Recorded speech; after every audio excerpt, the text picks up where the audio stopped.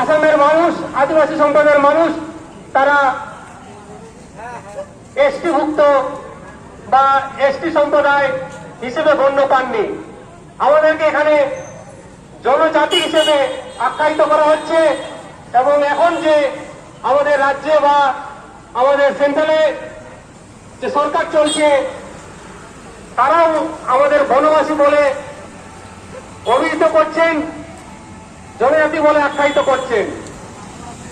তো আমাদের যে মূল বিষয় বা মূল কথা আজকের এই সমাবেশ, এই বিক্ষোভ সমাবেশ থেকে একটাই আমরা বলতে চাই যে আর কতদিন আমাদের এইভাবে অপমান করবেন, এইভাবে হেয় করবেন?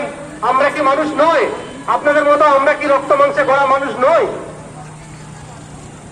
তা আপনারা একটা সম্মানীয় জায়গায় তো বসে সম্মানীয় আসন আপনারা পেয়ে যদি আমাদের অপমান করেন, তাহলে এই অপমান, এই অবজ্ঞা বেশি দিন আর চলতে পারে না।